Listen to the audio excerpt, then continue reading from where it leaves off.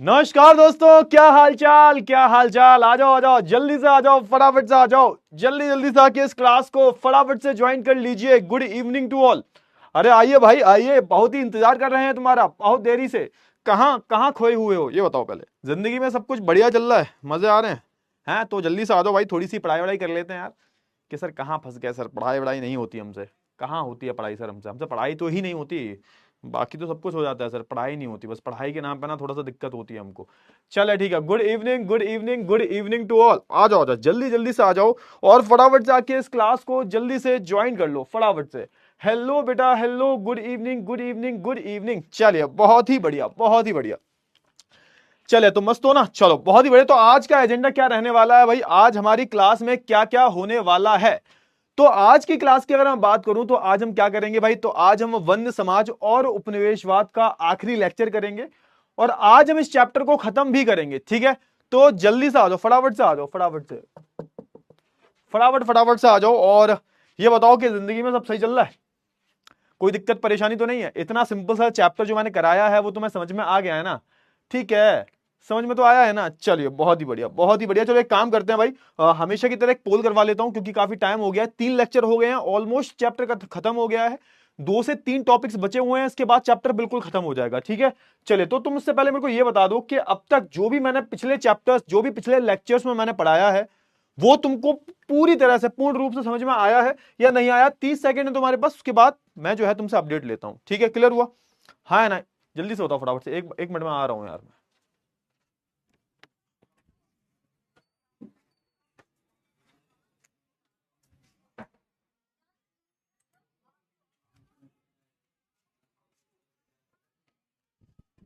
चलो चलो बताओ बताओ, जल्दी बताओ, फटाफट से बताओ।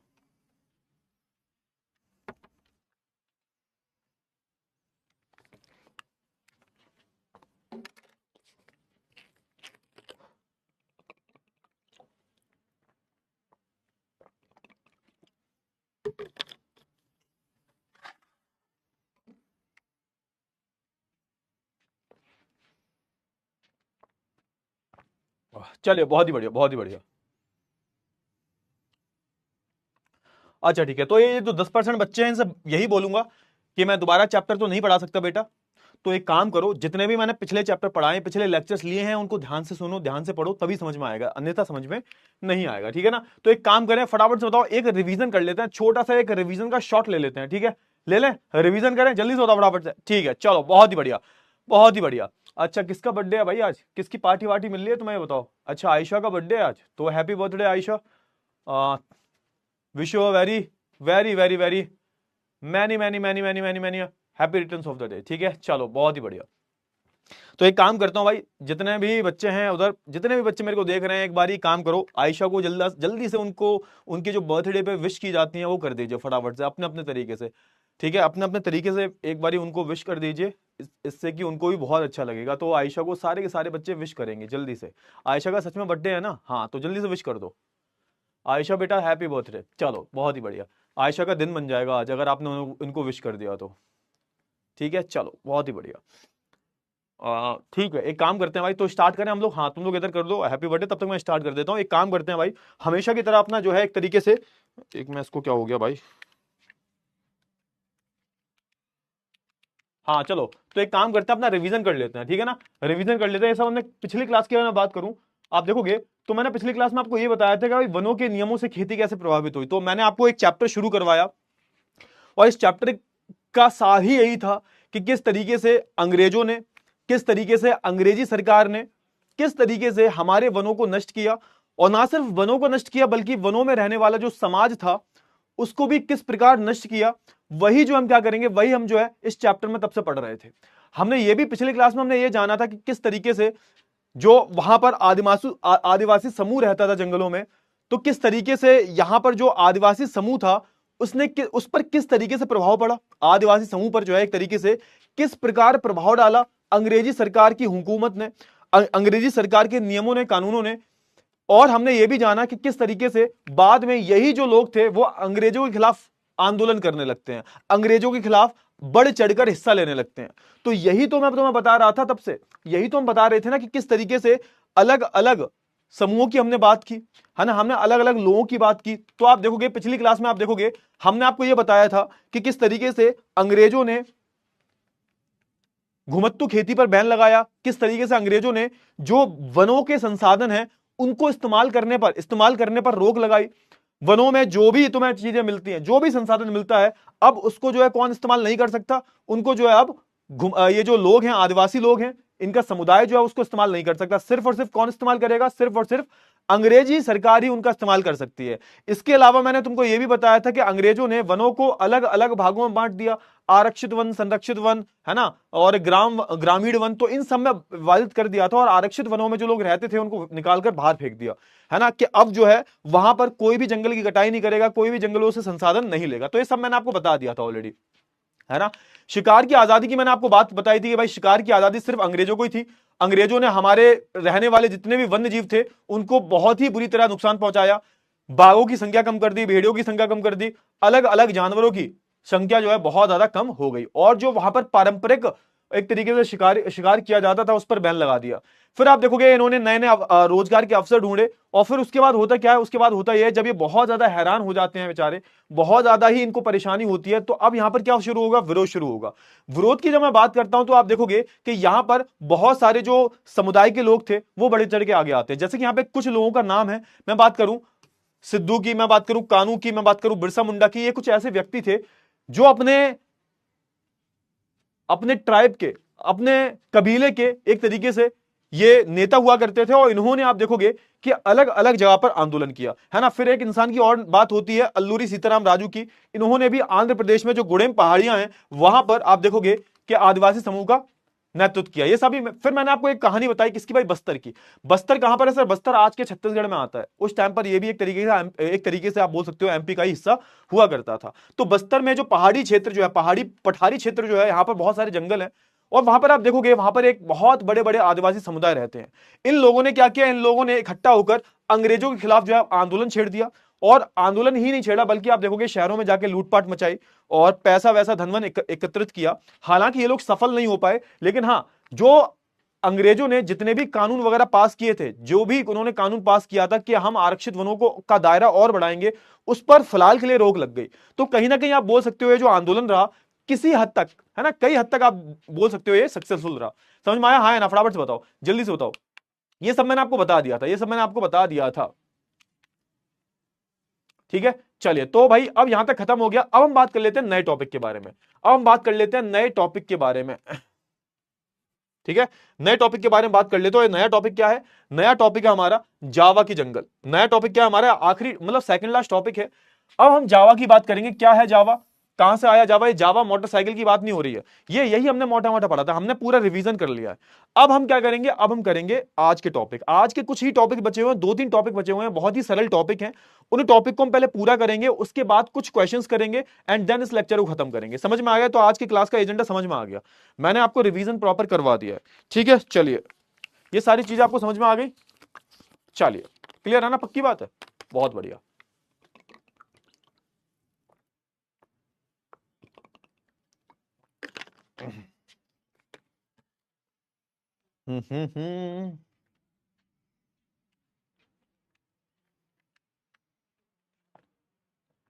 क्लियर हुआ ना? चलिए, बहुत ही बढ़िया, बहुत ही बढ़िया, बहुत ही बढ़िया। चलिए, अब हम बात कर लेते हैं पहले, सबसे पहले कि जावा है क्या। जावा बेसिकली जावा के जंगल।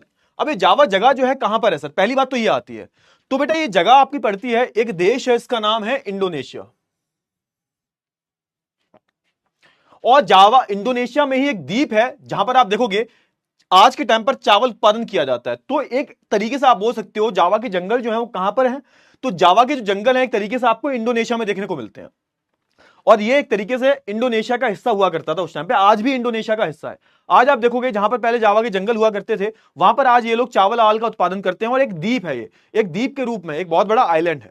अब आपके मन में एक प्रश्न आएगा, सर ये जावा, ये जो इंडोनेशिया है ये कहां पर है सर? इंडोनेशिया कहां पर आता है? थोड़ा सा अगर मैं मैप पे आऊं तो आप देखोगे, देखो ध्यान से, आप देखोगे कि ये हमारा प्यारा भारत, ये हमारा प्यारा भारत है, आप देखोगे ये हमारा प्यारा भारत है। और भारत से आप जैसे ही आओगे थोड़ा सा नीचे की तरफ, यानी कि आप आओगे पूर्व दक्षिण की तरफ, दक्षिण पूर्व की तरफ, दक्षिण पूर्व की तरफ जैसे ही आप आओगे तो आपको ये जो हिस्सा दिख रहा है, ये जो पूरा हिस्सा दिख रहा है, ये हिस्सा कौन सा है सर? ये हिस्सा कौन सा है सर? तो ये हिस्सा जो है पूरा हमारा, ये इंडोनेशिया का हिस्सा है। समझ में आ गया? तो इंडोनेशिया एक देश है सर, इंडोनेशिया है सर, तो इंडोनेशिया एक देश है। अब इस देश की मैं बात करूं तो इस देश में ही आप देखोगे एक आपका द्वीप पड़ता है, और इस द्वीप को हम जावा के नाम से जानते हैं। और यहां पर पहले बहुत सारे जंगल हुआ करते थे, और इन जंगलों में ही आप देखोगे कि बहुत बड़े, बहुत अलग अलग तरीके के आदिवासी समुदाय रहा करते थे। समझ में आया?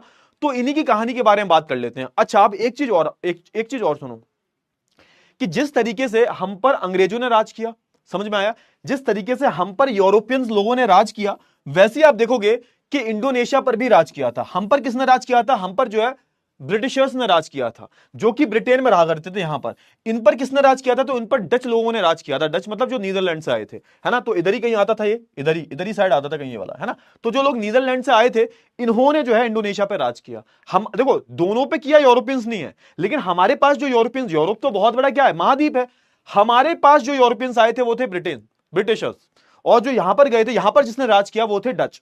तो कहने का मतलब यह है, इतना समझ लो कि कहीं ना कहीं हम दोनों ही जो है अंग्रेजों के गुलाम रहे थे।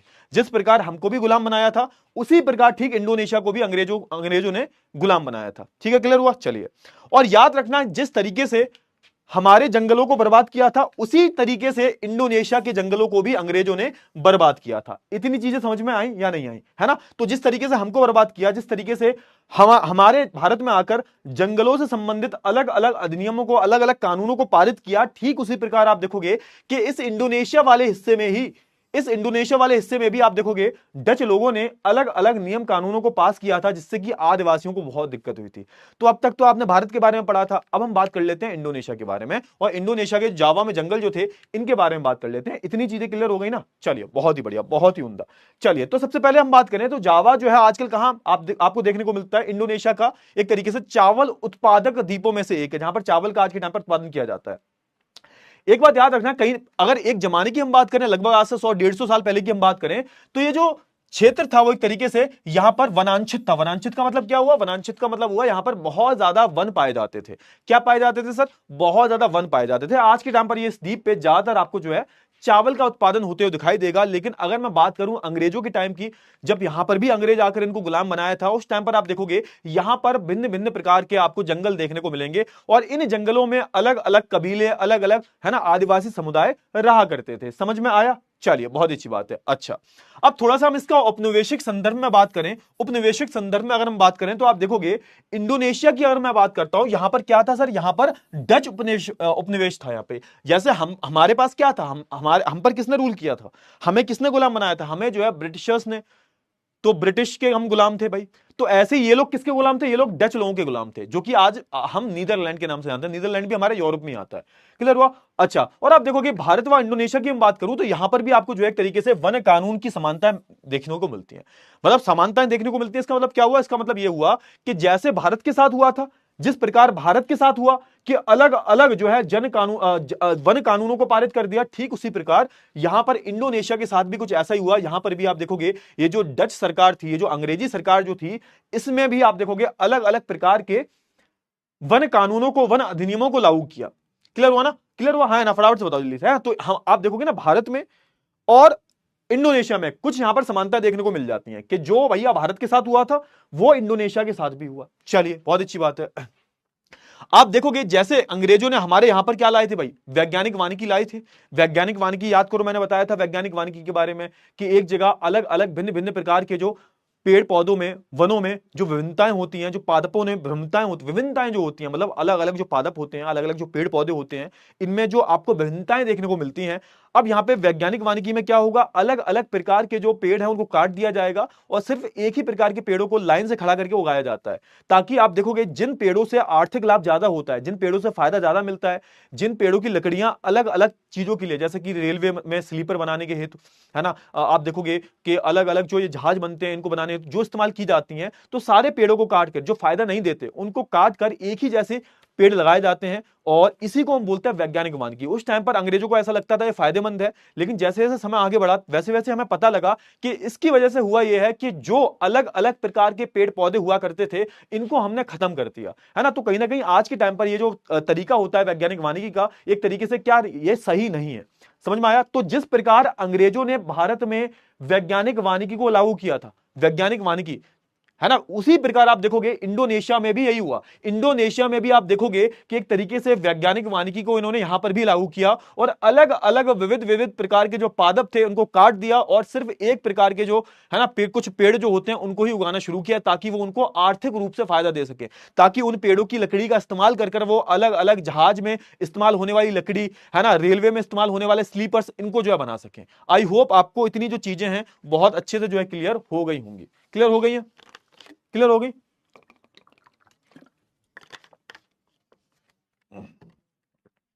क्लियर हो गई? चलिए, बहुत ही अच्छी बात है, बहुत ही अच्छी बात है। आगे मैं बढ़ता हूं, और आगे मैं बात कर लेता हूं वन प्रबंधन की शुरुआत। वन प्रबंधन की शुरुआत, तो इस प्रकार जैसे हमारे यहां पर भी अंग्रेजों ने वन को प्रबंधन, देखो वन प्रबंधन का सिंपल सा यहां पे मतलब है कि अब जो वन जो है वो अब किसके अंडर में आ जाएंगे? वन जो है अब अंग्रेजों के अंडर में आ जाएंगे, है ना। जैसे हमारे यहां पर वन प्रबंधन आए थे, अंग्रेज लेके आए, इसका मतलब क्या हुआ कि अंग्रेज अब जो है वनों को कंट्रोल करेंगे, अंग्रेज वनों से संबंधित अलग अलग कानूनों को पारित करेंगे। अब यार जैसे भारत के साथ हुआ ठीक वैसे ही इंडोनेशिया के साथ भी हुआ। इंडोनेशिया में जो जावा जगह है, जहां पर जावा के जो जंगल थे, इन क्षेत्रों में हुआ ये कि जो डच सरकार जो थी, अंग्रेजी सरकार जो थी, इन्होंने वन प्रबंधन की शुरुआत की, यानी कि वनों को अपने कब्जे में लेना शुरू किया। क्लियर हुआ? अब जो है वन किसकी निगरानी में रहेंगे? अब जो वन जो है वो अंग्रेजी सरकार की निगरानी में रहेंगे, जैसा भारत के साथ हुआ था। ठीक है सर। अच्छा, अब हुआ क्या? सेम वही हुआ कि जिस प्रकार ब्रिटिशर्स को भारत में लकड़ी की जरूरत थी, ठीक उसी प्रकार जो डच थे, अंग्रेज जो थे, इनको भी जहाज बनाने के लिए, इनको भी जहाज बनाने के लिए जावा में जो लकड़ी प्राप्त होती थी उसकी जरूरत थी। सिंपल से मतलब वही सेम चीज चल रही, कुछ कंफ्यूजन नहीं है। सेम वही चीज है जो भारत में हो रहा था वो यहां पे हो रहा था। भारत में भी आप देखोगे अंग्रेजों को जब लकड़ी की आवश्यकता हुई तो इन्होंने अन्य अन्य प्रकार के पेड़ काट कर एक तरीके से वैज्ञानिक वानिकी शुरू करी, और ओक के, चीड़ के, ये सारे पेड़ उगाने शुरू किए ताकि इनके देश में जहाज बन सके। उस टाइम पर नौसेना का जो है एक तरीके से आप देखोगे नौसेना का प्रभाव बहुत ज्यादा बढ़ रहा था, है ना। समुद्र में नौसेना अगर तुम्हारी मजबूत है तो तुम पूरी दुनिया पर राज कर सकते हो, इनको पता चल गया था। और जहाज बनाने के लिए लकड़ी की जरूरत पड़ती थी। उस टाइम पर तकनीक इतनी विकसित नहीं हुई थी, है ना। आज के टाइम पर आज के टाइम पर लकड़ी के जहाज नहीं बनते, लेकिन उस टाइम पर आप देखोगे लकड़ी के ही जहाज बना करते थे, और उसके लिए आप देखोगे टनों टन आपको जो है पेड़ चाहिए थे, पेड़ों की लकड़ियां चाहिए थी। तो यहां पर भी क्या हो रहा था? यहां पर भी आप देखोगे जो डच लोग हैं अपनी शक्ति बढ़ाने के लिए, अपनी नौसेना की शक्ति बढ़ाने के लिए इनको जहाज चाहिए थे। अब जहाज की लकड़ी कहां से आएगी? जहाज बनाने के लिए लकड़ी आएगी इंडोनेशिया के जावा के जंगलों से। समझ में आया? वही सेम चीज है जो भारत में हुआ वो इनके साथ हुआ। इतिहास अपने आप को दोहराता है, याद रखना हमेशा। आप देखोगे सन 1600 की बात है भाई, कब की बात है? सन 1600 की बात है। 1600 में आप देखोगे जावा समझ में आया? जावा यानी कि वो जो द्वीप था जहां पर जंगल थे, तो जावा की जंगलों की आप बात करोगे, जावा की अनुमानित आबादी 34 लाख थी सर। अब यहां पे आबादी की बात की जा रही है, पॉपुलेशन की बात की जा रही है कि जावा जो क्षेत्र था पूरा जहां पर जंगल थे उसकी आबादी लगभग 34 लाख थी, और उपजाऊ मैदानों में बहुत से आप देखोगे गांव थे, फिर भी पहाड़ों में घुमत्तू खेती करने वाले अनेक समुदाय रहते थे। अब यहां पे दूसरा जो हमारा यहां पे एक टॉपिक आता है वो आता है घुमत्तू खेती का। तो आप देखोगे वैसे तो यहां पर बहुत बड़े उपजाऊ खेत थे, मैदान थे, लेकिन यहां पे जो इस इलाके में जो लोग थे वो नहीं, यहां पे आपको गांव भी देखने को मिलते हैं, यहां पे आपको बहुत सारे लोग, 34 लाख लोग देखने को मिलते हैं, लेकिन इसी जावा के द्वीप में आपको बहुत सारे जंगल भी देखने को मिलते थे, और इन जंगलों में आप देखोगे आपको घुमत्तू खेती भी देखने को मिला करती थी। तो समझो जैसे हमारे भारत में अलग अलग जंगलों में लोग घुमत्तू खेती कर रहे हैं, ठीक उसी प्रकार आप देखोगे जावा में 34 लाख की आबादी थी, उपजाऊ मैदान होने के बाद भी आप देखोगे यहां पर बहुत सारे जो आदिवासी लोग हैं वो अभी भी घुमत्तू खेती करते थे। तो अब तुम बताओ, अब मैं तुमसे पूछूंगा कि भारत में जो लोग घुमत्तू खेती करते थे उनके साथ क्या हुआ था? तुम बताओ, बताओ जल्दी से बताओ, फटाफट से। मैं पूछना चाहता हूं कि तुम आपस में बात ही करते रहते हो या फिर मैं जो पढ़ा रहा हूं उस पर ध्यान भी देते हो। तो भारत में जो घुमत्तू खेती करते थे उनके साथ क्या हुआ था? ठीक उसी प्रकार वो जावा में रह रहे लोगों के साथ हुआ जो घुमत्तू खेती करते थे। बताओ बताओ क्या हुआ था, क्या किया था अंग्रेजों ने उनके साथ? क्या किया था घुमत्तू खेती के साथ? क्या हुआ? होती रही, क्या हुआ? जल्दी से बताओ फटाफट से, बोलो बोलो बोलो।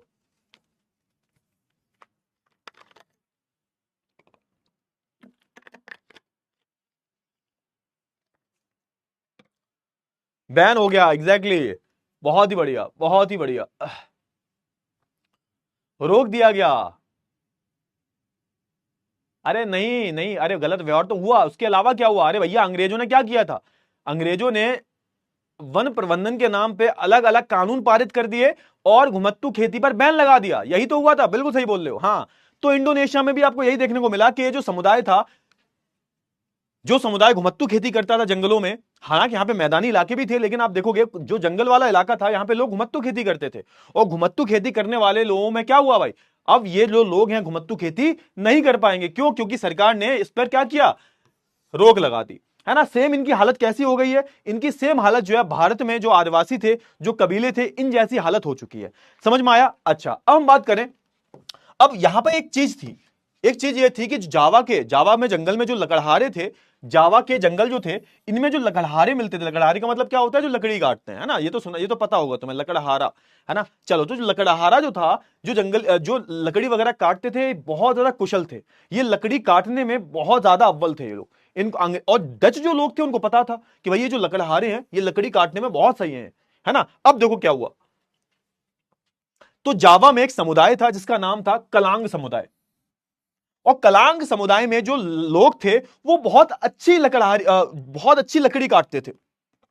पेड़ों को बहुत सफाई से, बहुत ही फास्ट तीव्रता से काटते थे। तो आप देखोगे ऐसा माना जाता था कि भाई कलांग समुदाय के जो लोग हैं वो काफी कुशल लकड़हारे हैं। और साथ के साथ ये लकड़हारे भी थे, और साथ के साथ ये जावा के जंगलों में घुमत्तू खेती भी करते थे भाई। तो समझो ये, क्योंकि भाई घुमत्तू खेती करेंगे तो पेड़ तो काटेंगे। अब पेड़ काट काट कर इनको इतनी अच्छी प्रैक्टिस हो गई थी, इतना इन्होंने अपने कौशल को बढ़ा लिया था कि ये बहुत ज्यादा क्या थे? कुशल हो गए थे उसमें। अंग्रेजों को ये बात पता थी कि भाई ये जो कलांग समुदाय के जो लोग हैं ये बहुत ही अच्छे, बहुत ही कुशल लकड़हारे हैं, और साथ के साथ ये घुमत्तू खेती भी करते हैं। क्लियर हुआ ना? अब यहां पे ऐसा बोला गया कि उनका महत्व, इनका जो महत्व यानी कि उनकी जो कुशलता है, वो इस बात से आंकी जा सकती है कि 1755 में जब जावा की माताराम रियासत बटी, तो यहां के 6000 कलांग परिवार को भी दो राज्यों में बराबर बराबर बांट दिया गया। अब सोच के देखो, मतलब यहां पे बोला जा रहा है, अब सुनो यहां पे क्या बोला जा रहा है कि यहां पे पहले कौन सी रियासत थी? यहां पर अगर मैं बात करूं सन 1600 में, सन 1755 की बात है। सन 1755 की बात है। 1755 में यहां पर जो रियासत जो राज करती थी वो थी भाई माताराम रियासत। अब ये रियासत दो भागों में बट गई, अलग हो गई। अब जब दो भागों में बटी, तो भैया यहां पर जो कलांग समुदाय के 6000 लोग थे, ये भी दो भागों में बट गए। क्यों? क्योंकि आप देखोगे कि दोनों दोनों जो समुदाय थे, दो भाग में जो समुदाय बटे थे, उन दोनों को ही लकड़हारों की जरूरत थी। लकड़ी कौन काटेगा? इतनी बढ़िया लकड़ी कौन काटता है? सिंपल सी बात है, ये जो हमारा कलांग समुदाय जो है, इनके जो लकड़हारे हैं, इनकी डिमांड बहुत ज्यादा थी। और इतनी ज्यादा डिमांड थी, इस बात से आप एक आकलन, सॉरी मुंह से निकल गया, बता। इस बात से आप आकलन लगा सकते हो कि यहां पर रहने वाला जो समुदाय है, यहां पे कलांग समुदाय, जब यहां पर एक रियासत का बंटवारा हुआ, तो यहां पर कलांग समुदाय जो है इसका भी बंटवारा करना पड़ा। क्यों करना पड़ा? क्योंकि भैया दोनों को ही लकड़हारों की जरूरत पड़ेगी। अब जब एक समुदाय ही एक ही रियासत पूरा लकड़हारे लेके चली जाएगी, तो फिर कैसे काम चलेगा? कैसे काम चलेगा? आप बताओ, कैसे काम चलेगा? समझ में आया ना? हाँ या ना? हाँ, तो आप देखोगे इस बात से आप इनकी डिमांड का पता लगा सकते हो, इस बात से आप इनकी मांग का पता लगा सकते हो। उनके कौशल के बगैर आप देखोगे सागौन की कटाई कर राजाओं के महल बनाना बहुत मुश्किल था। इसलिए क्यों? अब जैसे होता क्या था, आप कहोगे सर कैसी बात कर रहे हो आप, कि ये माताराम रियासत, आपने तो बोला कि यहां पर अंग्रेज राज करते हैं, यहां पर तो अंग्रेज राज, आपने तो बोला था सर यहां पे अंग्रेज राज कर रहे हैं, डच कंपनी राज कर रही है। तो बेटा सुनो, हमारे भारत में भी तो ये होता था। हमारे भारत में 1857 की क्रांति के बाद हुआ ये था कि रियासतें थी, लेकिन उनके ऊपर कौन बैठा हुआ था? अंग्रेज बैठे हुए थे। क्योंकि होता यह है कि अगर तुम रियासतों के राजाओं को हटा दोगे, तो हो सकता है वहां के लोग जो हैं एकदम भड़क जाएं, उनके लोग जो है एक तरीके से भड़क जाएं। तो एक तरीके से ये जो राजा थे वो कौन थे? पपेट थे एक तरीके से। ये अंग्रेजी सरकार को टैक्स दिया करते थे, एक तरीके से अंग्रेजी सरकार ही इन पर राज करती थी। लेकिन दिखावे के लिए आप देखोगे अभी भी रियासतें थी, जैसे भारत में था। रियासतें खत्म नहीं हुई थी, आजादी तक रियासतें खत्म नहीं हुई थी, लेकिन रियासतें जो थी, इन पर जो राजा बैठे हुए थे, सिर्फ एक तरीके से कठपुतली थे। असल में राज कौन कर रहा था? अंग्रेजी राज कर रहे थे। समझ में आया? हाँ, तो आप देखोगे ना कि अब ये यहां पर हुआ क्या था। यहां पर आप देखोगे इतनी डिमांड है इनकी कलांग लोगों की कि भैया राजा के महल बनाए जा रहे हैं, राजाओं के महल बनाए जा रहे हैं, और इन महलों को बनाने में जो भी लकड़ी वगैरह का इस्तेमाल हो रहा है, तो वो कौन दे रहा है लकड़ियां? वो ये जो हमारा समुदाय है कलांग, यही लकड़ियां दे रहे हैं। समझो थोड़ा सा। तो उनके कौशल के बगैर जो है, आप देखोगे जो सागौन के पेड़ लगे हुए थे यहाँ पे, सागौन का एक बहुत बड़ा पेड़ होता है, ये बहुत बहुत बड़ा वृक्ष होता है सागौन का। अब इस सागौन के पेड़ की जो लकड़ियां हैं, इससे राजाओं के महल बनाए जा रहे हैं, इससे राजाओं के महल बनाए जा रहे हैं। और महल में जो लकड़ी लग रही है, लाके कौन दे रहा है भाई, काट कौन रहा है लकड़ियां, वो हमारे कलांग समुदाय के लोग काट रहे हैं। इसलिए आप देखोगे इन कलांग समुदाय के जो लकड़हारे हैं, इनकी बहुत ही ज्यादा क्या थी, मांग थी। अब हुआ क्या, डच ने जब 18वीं सदी में वनों पर नियंत्रण स्थापित कर लिया, अब यहां पर क्या, यहां पे कौन आ चुके हैं, डच आ चुके हैं। डचों ने क्या किया, अब यहां पर जो अपना जो एक नियंत्रण है वो स्थापित कर लिया है, प्रारंभ किया। तब उन्होंने भी कोशिश की कि कलांग उनके लिए काम करें, कोशिश की उन्होंने एकदम एक तरीके से यहां पे वार्तालाप किया कि भैया एक काम करो, अब हम राज कर रहे हैं, अब हमारा जो है जंगलों पे कंट्रोल है, अब हमने जो है जंगलों को अपने कंट्रोल में ले लिया है, तुम जो काम राजाओं के लिए कर रहे थे वही सेम काम हमारे लिए करो। अब हुआ ये कि 1770 में कलांगों ने एक डच किले पर हमला करके इसका प्रतिरोध किया, लेकिन इस विद्रोह को दबा दिया गया। वही सीन जो भारत में होता था वो यहां पे हो रहा है भाई, इंडोनेशिया में। अब यहां पे अंग्रेजों ने भी कोशिश की, डच लोगों ने भी कोशिश की कि भाई ये जो कलांग समुदाय के लोग हैं ये हमारे लिए काम करें, लेकिन हुआ ये 1770 की बात है। 1770 में ये जो कलांग समुदाय के लोग हैं, इन्होंने हमला कर दिया इन डच सरकार के लोगों पर, अंग्रेजों पर जो है हमला कर दिया, इसके प्रतिरोध में आके कि भैया हम तुम्हारे लिए काम नहीं करेंगे, हमें तुम्हारे लिए काम नहीं करना। अब क्योंकि डच जो लोग थे वो बहुत ज्यादा ताकतवर थे, इनके पास आधुनिक हथियार थे, तो इस विद्रोह को, ये जो विद्रोह हुआ कलांग समुदाय का, इस विद्रोह को दबा दिया गया। यहां तक कहानी समझ में आई तुम्हारी, यहां तक कहानी तुम्हें समझ में आई, फटाफट से बता दो, यहीं तक कहानी समझ में आई। चलिए बहुत अच्छी बात है। अब क्या होगा, अब हमारा दूसरा आता है डच वैज्ञानिक वानिकी। सिंपल सी बात है, जैसे भारत में अंग्रेजों ने अलग अलग ढंग से आप देखोगे जंगलों को कंट्रोल किया, ना सिर्फ कंट्रोल किया बल्कि आप देखोगे हमारे पादपों को, हमारे वन्य जीवों को भी नुकसान पहुंचाया। ठीक उसी प्रकार आप देखोगे यहां पर जावा के जंगलों में भी कुछ आपको ऐसा देखने को मिलता है। अब यहां पर बात हो रही है 19वीं सदी की। 19वीं सदी में डच जो उपनिवेशवाद जो थे, यानी कि डच उपनिवेशक जो थे, अंग्रेजी सरकार के जो लोग थे, इन्होंने केवल लोगों पर ही नहीं बल्कि आप देखोगे इलाकों पर भी नियंत्रण स्थापित करना आवश्यक समझा। ठीक है, यानी कि अब ये क्या कर रहे हैं, पूरे के पूरे इलाकों को, राजाओं को हटा रहे हैं, ये लोग राजाओं को बिल्कुल हटा रहे हैं, अब पूरे के पूरे इलाकों को क्या कर रहे हैं, स्थापित कर रहे हैं, पूरे के पूरे इलाकों पर जो अपना नियंत्रण स्थापित कर रहे हैं। इसलिए उन्होंने क्या किया, इसलिए उन्होंने जो है एक तरीके से जैसे भारत में वन्य कानून को लागू किया था, ठीक इसी प्रकार यहां पर भी आप देखोगे वन कानूनों को, फॉरेस्ट लॉस को जो है लागू किया। अब जो है डायरेक्ट वन किसके कंट्रोल में आ गए हैं भाई, डच लोगों के कंट्रोल में आ गए हैं, अंग्रेजी सरकार के कंट्रोल में आ गए हैं। ठीक है, ग्रामीणों को जंगल तक पहुंचने और वहां से लकड़ी एकत्रित करने के संसाधन पर सब कुछ रोक लगा दी गई। सेम वही चीज हो रही है भारत में, हुआ था कि भैया जो जंगल के आसपास कबीले रह रहे हैं, गांव के लोग रह रहे हैं, अब वो जाकर पहले जाकर वो जंगल से जो भी संसाधन चाहिए होता था, उनको जरूरी जो आवश्यक चीजें चाहिए होती थी, वस्तुएं चाहिए होती थी, उनको वो ले आया करते थे। अब क्या हुआ, अब जो है यहां पर वन कानून लागू हो गया जैसे भारत में हुआ था, और ठीक उसी प्रकार आप देखोगे इन्होंने क्या किया था, इन्होंने उस पर रोक लगा दी थी। और यहां पर भी यही हुआ कि अब जो है लोग जंगल में जाकर, है ना, लकड़ियों को या फिर अन्य संसाधनों को एकत्रित नहीं कर सकते। इस पर जो है पूरी तरह से जो है डच ईस्ट इंडिया कंपनी वालों के लोगों ने, डच सरकार ने जो है रोक लगा दी। समझ में आया नहीं आया, फटाफट से बताओ, क्लियर हुआ? हाँ। अब यहां पे क्या होगा, अब यहां पर आप देखोगे अब क्या होगा, अब क्योंकि भाई ये जो आदिवासी लोग हैं कुछ ना कुछ तो करेंगे ना, कुछ ना कुछ तो करेंगे आदिवासी, हाथ पे हाथ धरे तो बैठे नहीं रहेंगे। हाँ ठीक है, आप देखते हैं यहां पे क्या हुआ, देखते हैं भैया आगे क्या हुआ। अब तक क्या हुआ, अब तक यहां पर जो है घुमत्तू खेती पर रोक लग गई है, यहां पर कोई जंगलों में जाकर जंगलों के संसाधन को इस्तेमाल नहीं कर सकता। तो पूरा जैसे भारत में हुआ था वैसे यहां पर इंडोनेशिया में हो चुका है इंडोनेशिया में। ठीक है सर, अब बात है 19वीं सदी की, और इसके बाद क्या हुआ, इसके बाद आप देखोगे नदियों की हम बात करें, चाहे मैं सागरों की बात करूं, क्योंकि आप पूरे इंडोनेशिया को अगर आप देखोगे ना, पूरे इंडोनेशिया को अगर आप देखोगे तो आप देखो सारे चारों तरफ आपको क्या देखने को मिलेगा, सब चारों तरफ आपको जो है एक तरीके से सागर ही सागर देखने को मिलेगा, सागर है ना, समुद्र देखने को मिलेगा, बहुत सारी आपको यहां पर नदियां भी देखने को मिलेंगी। ठीक है सर, बहुत अच्छी बात है। अब देखो ध्यान से देखो फटाफट से, 19वीं सदी की बात है। अब यहां पे हम बात करें, इसके बाद 19वीं सदी के बाद आप देखोगे, मैं चाहे बात करूं नदियों की, चाहे मैं बात करूं सागरों की, अब यहां पे जो भी सामान ले जाने में, जो भी है ना माल ढोने में, नाव का उपयोग जो है कम होने लगा। क्लियर हुआ? अब लकड़ी का उपयोग बड़े पैमाने पर रेल निर्माण के लिए होने लगा। अब आप देखोगे जहाज तो बन चुके, जहाजवाज के लिए लकड़ियों का इस्तेमाल होना कम हो गया। अब क्या हो रहा है सर, अब हो ये रहा है, अब जो है ज्यादातर जो लकड़ी बन रही है उसका इस्तेमाल किसके लिए किया जा रहा है, बड़े पैमाने के रेल निर्माण के लिए किया जा रहा है। कुछ याद आया तुम्हें, कुछ याद आया? भारत में भी तो ऐसा हुआ था, भारत में पहले जहाज के लिए इस्तेमाल हो रही थी लकड़ियां, अब लकड़ियां भारत में रेलवे के आने के बाद जैसे ही औद्योगिकरण शुरू हो जाता है, तो वैसे आप देखोगे ये बड़े बड़े रेलों का स्टेशनों का निर्माण करते हैं चाहे ताकि रेल जो है एक जगह से दूसरी जगह सामानों को ढो सके। अब रेलवे बनाने के लिए, पटरी बनाने के लिए आप देखोगे पटरी को जोड़े रखने में किसका इस्तेमाल किया जाता है सर? स्लीपर्स का इस्तेमाल किया जाता है। आज के टाइम पर इस्तेमाल होते हैं, बिल्कुल होते हैं, लेकिन आज के टाइम पर आप देखोगे जो स्लीपर्स है वो सीमेंट के बनाए जाते हैं। लेकिन पहले जो स्लीपर से हुए थे ये लकड़ी के बनाए जाते थे, लकड़ी के पट्टा, है ना। अब ये क्या करता था, इसका काम क्या था, ये दोनों पटरियों को आपस में जोड़ के रखता था। अब ये भारत में भी हुआ था क्योंकि भारत में भी रेलवे का निर्माण हुआ। ठीक उसी प्रकार आप देखोगे ये जो सेम चीज है कहां पर देखने को मिलती है आपको, ये इंडोनेशिया में भी देखने को मिलती है। इंडोनेशिया में आपको देखो, आप देखोगे पटरियों को बिछाने के लिए, उनको बांधे जाने के लिए आप देखोगे जो स्लीपर्स का इस्तेमाल होता था उसके लिए जो है ईंधन के लिए लकड़ियां चाहिए होती थी। एक तो देखो दो चीजें हैं, एक तो रेल चलाने के लिए ईंधन चाहिए। उस टाइम पे आप देखोगे बिजली वाला इंजन नहीं आया था, पेट्रोल वाला इंजन नहीं आया था। उस टाइम पे क्या था, उस टाइम पर आप देखोगे कि हम जो है ईंधन के रूप में किसका इस्तेमाल किया करते थे, इन लकड़ियों का इस्तेमाल करते थे, है ना। और दूसरा काम क्या था, दूसरा काम था स्लीपर का। तो ये तो हमने पहले पढ़ चुके हैं हम लोग कि भारत में भी आप देखोगे कि लकड़ियों का इस्तेमाल किस लिए किया जा रहा है, या तो ईंधन के रूप में किया जा रहा है और या फिर आप देखोगे स्लीपर्स बनाने के रूप में किया जा रहा है। क्लियर हुआ? चलिए अब यहां पे वही आप देखते हो कि भारत और जावा की आपको समान स्थिति देखने को मिल रही है।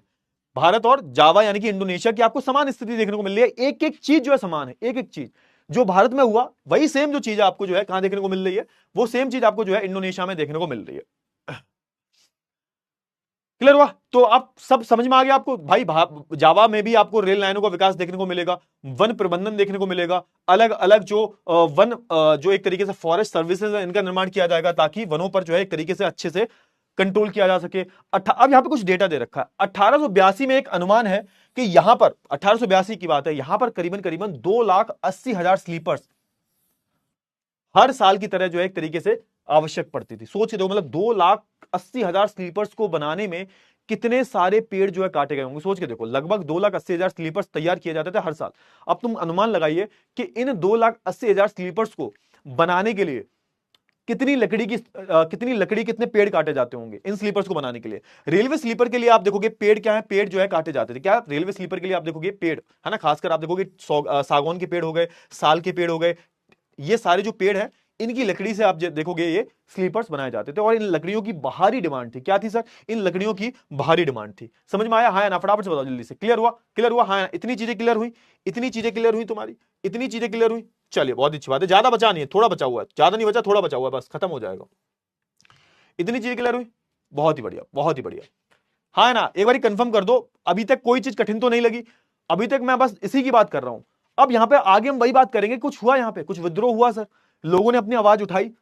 देखते हैं, पढ़ते हैं थोड़ा सा आगे, क्लियर लेते हैं भाई क्या हुआ आगे, क्या क्या कहानी थी आगे की, आगे हुआ क्या। जैसे हमारे भारत के लोगों में, जैसे बस्तर के जो लोग थे इन्होंने विद्रोह किया था, हालांकि वो सफल नहीं हो पाए लेकिन विद्रोह तो किया था भाई। क्या सर यहाँ के लोगों ने भी ऐसा कुछ कदम उठाए, कुछ किया? तो देखते हैं भाई, आगे देखते हैं कहानी कहां ले जाती है हमें, क्योंकि चैप्टर जो आपका ऑलमोस्ट कंप्लीट हो गया है। चलिए अगर हम बात करें थोड़ा सा आगे की, मजदूरी और श्रम व्यवस्था। अब देखोगे जो लकड़ी काटने और रेलवे स्लीपर तैयार करने के लिए आप देखोगे भारी मात्रा में श्रम लेबर की आवश्यकता होती थी। क्लियर हुआ? शुरुआत में डच जो उपनिवेशक थे इन्होंने क्या किया, इन्होंने ग्रामीणों से सीधे श्रम नहीं लिया बल्कि एक अलग व्यवस्था लागू की। अब समझो यहां पे पहली बात ये कर लेते हैं कि भैया सर ये लकड़ियां काट कौन रहा है? भाई ऐसा तो है नहीं कि उधर से ही लोग आ रहे होंगे यूरोप से लकड़ियां काटने के लिए। अरे लकड़ियां जो काट रहे होंगे वो आसपास के जो गांव के लोग हैं वही काट रहे होंगे। अब यहां पे देखो सिंपल सी बात है, क्योंकि यहां पर क्या है, यहां पे इनको श्रम की आवश्यकता थी, लोगों की आवश्यकता थी। लोग ही तो लकड़ियां काटेंगे, लोकल के लोग जो एक तरीके से स्थानीय लोग हैं यही तो करेंगे, यही तो लकड़ियां काटेंगे ना। और स्थानीय लोगों का इन्होंने इस्तेमाल भी किया। अब इन्होंने इसके लिए एक नया तरीका निकाला। क्या तरीका निकाला? जिसको बोला गया ब्लैडो डैक्ट्स, है ना, ब्लैडो डिडियंटस इसको बोला गया। अच्छा, ब्लैडो डिडियंटस क्या व्यवस्था है? क्या है? ब्लैडो डिडियंटन बोलते हैं इसको, ब्लैडो डिडियंटन। अच्छा, ब्लैडो डिडियंटन क्या है, क्या ये? इसका पहले मतलब समझो। What do you mean by ब्लैडो डिडियंटन? है क्या sir? What do you mean by this? बहुत ही अलग नाम है, अजीब नाम है बहुत ही। ब्लैंडोन डिडियंट्स, ब्लैंडो डिडियंट्स बोलते हैं उसको। क्या है सर ये? इसकी ये व्यवस्था है क्या? चलो ठीक है, पढ़ते हैं सब। तो अगर मैं बात करूं ब्लैंडो डिडियंट्स की, तो डच शासक जो था, और फिर डच शासन की अगर बात करूं, इसने शुरुआत में ग्रामीणों को जंगलों की जमीन पर खेती की अनुमति दे दी। यानी कि जंगलों की जो जमीनें थी, गांव वालों को क्या बोला कि भैया तुम जो है जंगल की जो जमीन है उस पर खेती कर सकते हो, जंगल की जो जमीन है उस पर तुम खेती कर सकते हो, लेकिन इसके बदले उसने लगान वसूला। यानी कि तुम हमारे जंगलों पर खेती करो। अब सोच के देखो कितनी अजीब बात है, कितनी अजीब बात है, सोच के देखो कितनी अजीब बात है कि यहां पर पहले लोग खेती कर रहे थे, जमीनें इनकी ही थी, और अपनी ही जमीन पर जो है क्या कर रहे हैं, अंग्रेजों को खेती करने के लिए पैसा दिया जा रहा है। अब अंग्रेजों ने पहले क्या किया, इनको जो है पहले जंगलों के आसपास जो जमीन थी उस पर खेती करने की अनुमति दी और बोला कि खेती कर लो, लेकिन दिक्कत यह है कि तुम देखो, दिक्कत कुछ भी नहीं है, खेती करो आराम से, लेकिन जो खेती से पैदावार होगी उसका कुछ हिस्सा जो है, कुछ नहीं एक्चुअली बहुत ज्यादा हिस्सा जो है, आधे से ज्यादा हिस्सा जो है तुम्हें अंग्रेजों को देना पड़ेगा। बाद में कुछ गांव को इस शर्त पर लगान से मुक्त कर दिया कि वह ग्रामीण सामूहिक रूप से पेड़ काटने और लकड़ी ढोने का कार्य करेंगे। अब यहां पे क्या हुआ, क्योंकि टैक्स इतना ज्यादा था कि बेचारे टैक्स दे नहीं सकते थे, अरे लगान जो था वो इतना ज्यादा था, लगान दे नहीं सकते थे, तो इन्होंने, इतने चालाक थे इन्होंने क्या बोला, इन्होंने बोला कि एक काम करो, ठीक है तुम टैक्स नहीं दे सकते ना, कोई दिक्कत वाली बात नहीं है, एक काम करोगे तुम और तुम्हारा पूरा खानदान हमारे लिए क्या करेगा, लकड़ियां काटेगा। आप समझ रहे हो यहां पे, क्योंकि देखो ऐसे तो काम करने वाले थे नहीं है, अब काम करने के लिए किस तरीके से मजबूर किया गया, तो वो देखो तुम, कि बोला कि चलो ठीक है एक काम करो, टैक्स फ्री कर दिया हमने तुम्हें, कोई दिक्कत वाली बात नहीं है, लेकिन तुम्हें इसके बदले क्या करना पड़ेगा, तुम्हें इसके बदले जो है लकड़ियां काटनी पड़ेंगी, पेड़ काटने पड़ेंगे। और क्योंकि उन पेड़ों से, उन लकड़ियों से स्लीपर बनाए जा रहे थे, ईंधन के रूप में उनको इस्तेमाल किया जा रहा था, तो बेचारों ने मजबूरी में आके जो है ये करना शुरू किया। ग्रामीणों को लकड़ी ढोने के लिए भैंसे उपलब्ध कराने का काम भी करना पड़ता था। इस व्यवस्था को क्या बोला गया, इस व्यवस्था को बोला गया ब्लैंडोगेडियंट्स। ठीक है, इस व्यवस्था को क्या बोला गया, इस व्यवस्था को ही ब्लैंडोगेडियंटन बोला गया, इसी व्यवस्था को ब्लैंडोन डीडियंट्स बोला गया। समझ में आया, हाँ है ना, फटाफट से बताओ। ये व्यवस्था थी। आई होप आपको इतनी चीजें जो है क्लियर हो गई होंगी, ठीक है ना। तो भैया अब जो है खेती पर टैक्स तो नहीं देना पड़ेगा, लेकिन तुम्हें उनके लिए फ्री में लकड़ियां काटनी पड़ेंगी, और उसका तुम्हें कोई भी पेमेंट नहीं दिया जाएगा, तुम जो है फ्री में उनके लिए लकड़ियां काटोगे, ठीक है, फ्री में, कोई पैसा वैसा नहीं मिलेगा लकड़ियां काटने के लिए।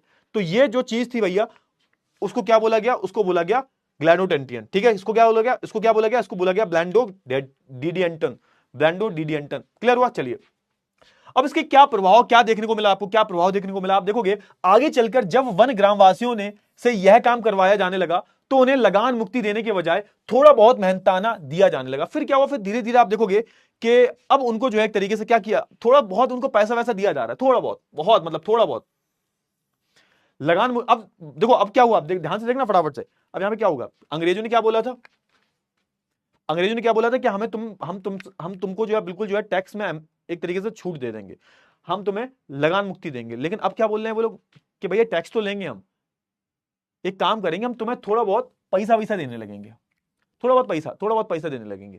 सुनो सुनो सुनो, आगे चलकर जो वन ग्रामवासी जो थे उनसे काम करवाया जाने लगा, लकड़ियों का, पेड़ काटने का, और उनसे ही बोला गया था कि लगान मुक्ति तुम्हें देंगे, हम छूट देंगे। अब वो बोल रहे हैं कि नहीं, लगान मुक्ति नहीं होगी, टैक्स तो देना पड़ेगा तुम्हें खेती पर, लेकिन हम उसके बदले तुम्हें क्या करेंगे, काम के बदले थोड़ा बहुत पैसा वैसा दे दिया करेंगे। लेकिन साथ ही साथ उनके जंगलों में खेती करने के अधिकारों को सीमित कर दिया। अब देखो, अब स्टार्टिंग में पहले खेती के लिए जो दिया था, एक तरीके से जमीन वगैरह दी थी, अब उस पर सीमाएं लगा दी। इस प्रकार ग्रामीणों की आजीविका और परंपरागत अधिकारों पर बड़ा असर पड़ा। अब यहां पर पूरी कहानी को अगर मैं समअप करूं तो आप देखोगे, पहले इन्होंने क्या बोला, इन्होंने बोला तुम खेती करो, कोई दिक्कत वाली बात नहीं है ना, उसके बदले तुम्हें टैक्स बहुत देना पड़ेगा, टैक्स बहुत ज्यादा था। इन्होंने बोला कि साहब कुछ तो करो, इतना साहब बहुत गरीब है, कैसे देंगे टैक्स, ये बताओ, मतलब ये बताओ, बच्चा को 2 टाइम के लिए खाना नहीं मिलता, हम तुमको टैक्स कैसे देंगे। तो इन्होंने बोला एक काम करो, ठीक है टैक्स में छूट है, तुम एक काम करो, हमारे लिए पेड़ वेड़ काटो, पेड़ काटो, और उसके बदले हम तुम्हें टैक्स में मुक्ति देते हैं। तो उन्होंने बोला ठीक है मालिक। फिर बाद में इन्होंने बोला कि देखो ऐसा है कि टैक्स में तो छूट नहीं मिल पाएगी, टैक्स तुम्हें देना पड़ेगा, उसकी बजाय हम, उसके बदले है ना, लकड़ी वगैरह काटने के बदले हम तुम्हें जो है थोड़ा बहुत पैसे वैसे दे दिया करेंगे, ठीक है। और बाद में क्या किया, बाद में जो खेती वो कर रहे थे उस पर भी सीमाएं लगा दी कि भाई तुम इस इलाके में खेती नहीं कर सकते, यहां पर खेती नहीं कर सकते। और हुआ यह कि जिस प्रकार भारत में जो हमारे जो आदिवासी लोग थे, आदिवासी ग्रामीण वाले जो लोग थे, इनकी आजीविका पर असर पड़ा। ये जो परंपरागत चीजें करते थे, जो इनके बाप दादा परदादा करते आ रहे थे, उनको खत्म किया। ना सिर्फ इनकी आजीविका को खत्म किया, बल्कि आप देखोगे इनकी जो संस्कृति थी वो भी खत्म हो गई। एक तरीके से जो भी इनके अधिकार थे जंगलों पर, जो भी इनकी है ना, जो भी इनकी जो परंपरागत चीजें चली आ रही थी, उनको भी इन लोगों ने बिल्कुल पूर्ण रूप से खत्म कर दिया। क्लियर हुआ, हाँ है ना, फटाफट से बताओ जल्दी से, इतनी चीजें क्लियर हुई, इतनी चीजें क्लियर हुई, इतनी चीजें क्लियर हुई, फटाफट से बताओ जल्दी से, क्लियर हुआ, चलिए बहुत ही बढ़िया, बहुत ही बढ़िया। अब क्या होगा सर, अब होगा आंदोलन। अब क्या होगा, अब होगा सर आंदोलन, आंदोलन होगा। आंदोलन कैसे होगा, आप देखोगे 1890 के आसपास क्या हुआ, आप देखो पानी जो है वो सर पे चढ़ चुका, पानी जो है एक तरीके से ऊपर जा चुका है भैया, नाक से ऊपर जा चुका है, पूरा डूब चुके हो तुम पानी में। अब जो है एक तरीके से कुछ हो नहीं सकता, होता है ना कि बोलते हैं वो कि भैया जो इंसान जो है वो एक हद तक ही सहन कर सकता है। जब इंसान की सहन शक्ति खत्म हो जाती है तो आप देखोगे कि एक तरीके से क्या होता है सर, जब इंसान की सहन शक्ति खत्म हो जाती है तो उसके बाद आप देखोगे कि इंसान जो है विद्रोह कर देता है। फ्रांस में भी तो ये देखने को मिला था आपको, फ्रांस में जो क्रांति हुई थी। तो यहां पर भी आप एक तरीके का आपको विद्रोह देखने को मिलेगा। स्थान जो है यहां पर आप देखोगे सागौन के जंगल, और यहां पे गांव का नाम जो है, यहां पे जावा क्षेत्र में एक गांव था जिसका नाम था रंडला। ठीक है, बहुत ही अजीब सा नाम है, खुद पढ़ लेना। डुलांगू करके है, रंडुलांगो, ठीक है, रंडुलांगो करके है। ठीक है सर, ये गांव का नाम है सर, बहुत अच्छी बात है, ये जावा के जंगलों में था। गांव के निवासी जो है इनका नाम था सुरोहितो सामिन। अच्छा, सामिन कौन है सर? सामिन एक निवासी का नाम है, सामिन एक व्यक्ति का नाम है।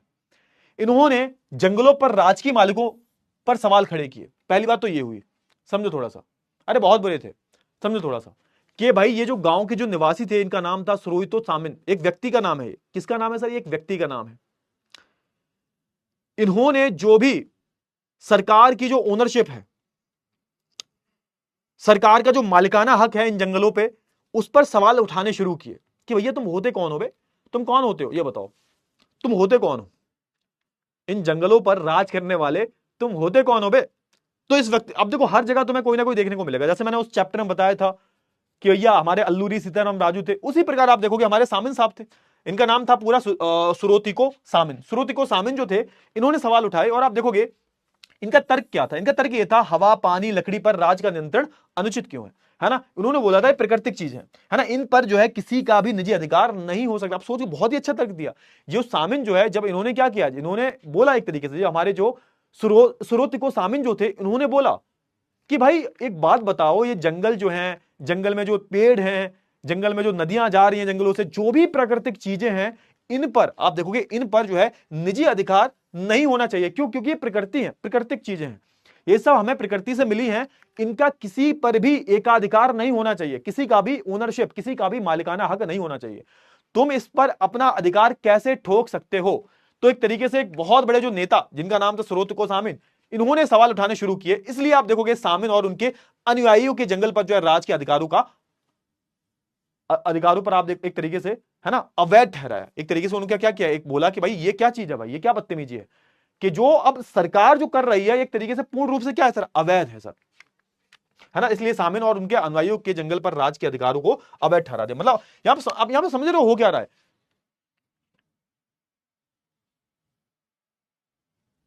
कि यहां पर जो हमारे सामिन साहब जो हैं और इनके जो फॉलोअर्स हैं, इनके जो अनुयायी हैं, इनके जो स्टूडेंट्स हैं, ये क्या बोल रहे हैं कि ये बोल दे रहे हैं कि भैया सरकार जो कर रही है वो ठीक नहीं है, ये अवैध है, एक प्रकार ये बिल्कुल भी ठीक नहीं है। बहुत अच्छी बात है। अब क्या होगा भाई? वही बात है जो मंजूर खुदा होगा। भारत में भी क्या हुआ था? भारत में आंदोलन हुआ था भाई। आप देखोगे गांव गांव लूट लिया गया, आसपास के जो गांव थे उनको लूट लिया गया, बाजारों को लूटा गया, जमींदारों को लूटा गया, धन एकत्रित किया गया, अंग्रेजों से लड़ाई की गई। तो यहां पर भी सेम होगा। यहां पर आप देखोगे सामिन जो था उसने ग्रामीणों को संगठित किया। पहले सारे जो ग्रामवासी थे, सारे जो आदिवासियों के ग्राम थे, इनके अलग अलग कबीले थे, उनको एक किया और फिर एक बहुत बड़ा आंदोलन किया सर। और यह आंदोलन राज की नीतियों के खिलाफ एक शक्तिपूर्ण विद्रोह था। एक तरीके से बहुत ही बड़े स्केल पर, बहुत ही बड़े स्तर पर आपको जो है ये आंदोलन देखने को मिलेगा। आप देखोगे 1907 तक यह आंदोलन काफी फैल गया। 1907 आते आते आप देखोगे अच्छी खासी जो है इस आंदोलन पकड़ बना ली और लगभग आप देखोगे 3000 परिवार सामिन के विचारों से प्रभावित होकर उनके साथ खड़े हुए थे। आप सोच के देखो उस टाइम पर परिवार बहुत बड़े हुआ करते थे। अगर एक परिवार में 10 लोग होंगे तो करीबन करीबन 30 से 40 हजार जो सीधे सीधे जो लोग थे वो किसके साथ थे सर? वो सामिन के साथ खड़े हुए थे। सामिन बेटा एक व्यक्ति का नाम है, जो इनके नेता का नाम है सामिन, कंफ्यूज मत होना। अब ये क्या था, एक तरीके से आप देखोगे कि यहां पर जो सामिन है, इन्होंने इनका जो ऑरा है वो क्या हो गया, इनका जो ऑरा है सामिन का, सामिन साहब का जो ऑरा है वो प्लस प्लस प्लस है ना, 99999 प्लस प्लस प्लस हो गया। इनका अलग ही रिस्क था, इनका अलग ही ऑरा था सामिन भाई का। और एक तरीके से आप देखोगे सामिन के साथ आप देखोगे आधे से ज्यादा पूरा ही आप देखोगे एक तरीके से जावा खड़ा हुआ था। अब ये पढ़ लेते हैं भाई इस आंदोलन का स्वरूप क्या था, कैसे किस किस प्रकार जो आंदोलन खड़ा हुआ। अब देखोगे जो डच प्रशासन जो था, डच प्रशासन द्वारा जमीनों का सर्वेक्षण और कर वसूली का जो है सामन और उनके अनुयायी ने विरोध किया कि जिस प्रकार ये लोग जो लोग हैं टैक्स वसूल रहे हैं और जिस प्रकार जो है ये एक तरीके से वनों को काट रहे हैं अपने इस्तेमाल के लिए, और हमारे इस्तेमाल के लिए उन्होंने रोक लगा रखी है, तो उस पर सवाल खड़े किए। उन्होंने अपनी जमीन पर लगान टैक्स देने से इनकार कर दिया कि भैया देखो ऐसा है कि हमारी ही जमीन है और सदियों से हम अपनी इस जमीन पर काम कर रहे हैं, तुम होते कौन हो बे, नए नए हो तुम, अभी तुम्हें 50-100 साल भी नहीं हुए, तुम होते कौन हो कि हमारी जमीनों पर कर लगाओ तुम। कहा गया कर चुकाना, जुर्माना भरना या जब्ती। जब्ती एक होता है एक तरीके से कॉन्स्फिकेशन, मतलब चीजों को वसूली करने का, है ना। जब्ती का मतलब होता है चीजों को अपने अपने अंडर में कंट्रोल में ले लेना, जमीनों को अपने कंट्रोल में ले लेना, है ना। कॉन्स्फिकेशन बोलते हैं, जब्ती बोलते हैं कि किसी भी चीज को अपने कंट्रोल में ले लेना। तो आप देखोगे कहा गया कि चुकाना, कर चुकाना, है ना, जुर्माना भरना या जब्ती करने की प्रक्रिया में भी उन्होंने सहयोग नहीं किया, कहीं किसी में सहयोग नहीं किया। एक तरीके से यहां पर भी एक असहयोग आंदोलन शुरू हो गया है कि ये किसी भी चीज में, चाहे वो कर चुकाना हो, चाहे वो जुर्माना भरना हो, कहीं वो किसी भी चीज की जब्ती हो, कहीं भी सहयोग इनको नहीं मिल रहा। क्लियर हो ना। हाँ, अब क्या होगा भाई, अब होगा भैया, अब देखो इन्होंने विद्रोह किया, विद्रोह करते रहे लोग, हालांकि बाद में इस विद्रोह को दबा दिया जाता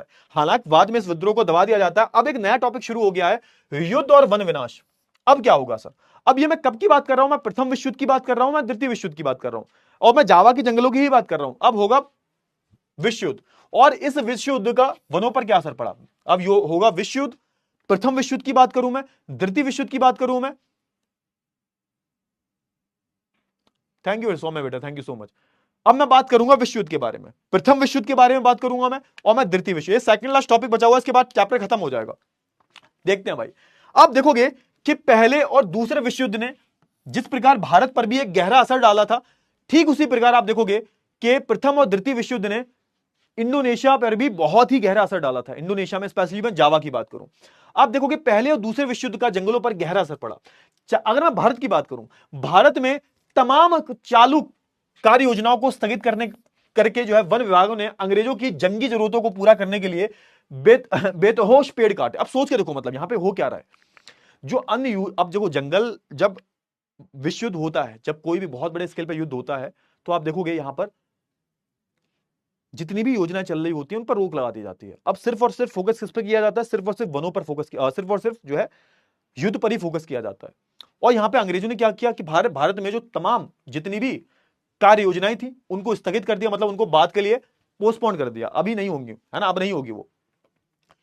और जो वन विभाग था, और वन विभाग की जो जंगी जरूरतें थी, जंगी जरूरतें मतलब बहुत सारी चीजें जो है लकड़ी का इस्तेमाल होती है, बहुत सारी चीजें बनती हैं लकड़ी की, जहाज बनते हैं, बहुत सारे जो हथियार होते हैं उनमें भी लकड़ी का इस्तेमाल होता है। बंदूक में पहले जो बंदूक बनती थी तो नीचे वाला जो हिस्सा होता था बंदूक का वो भी लकड़ी का होता था। तो तमाम जंगी जरूरतों को पूरा करने के लिए बेतहाशा जंगल काटे। बेतहाशा मतलब बहुत बड़े स्केल पर, बेतहाशा का मतलब क्या होता है, बहुत ज्यादा। बेतहाशा हमने तुमसे मोहब्बत की है, मतलब यहां पर बेतहाशा का मतलब क्या है, ये यहां पर बोला जा रहा है कि बहुत ही बड़े लेवल पर, बड़े स्तर पर जो है जंगलों को काटा गया। अगर मैं बात करूं जावा की बात करूं, जावा पर जापानियों के कब्जे से ठीक पहले, अब देखो जावा पर हुआ क्या, हमला हुआ था जापान का हमला हुआ था। अब जापान जो था उस टाइम पर बहुत ताकतवर था। मैं बात करूं अगर द्वितीय विश्व युद्ध की, तो द्वितीय विश्व युद्ध में तो जापान बहुत ताकतवर हो गया था। वो तो भैया अमेरिका ने जापान पर बम गिरा दिया, वरना जापान तो भैया बहुत ही हैवी था, मतलब बहुत ही ज्यादा एक तरीके से जापानियों ने उत्पात मचाया था इंडोनेशिया में, चाइना में, और बहुत सारे लोगों का कत्लेआम किया था।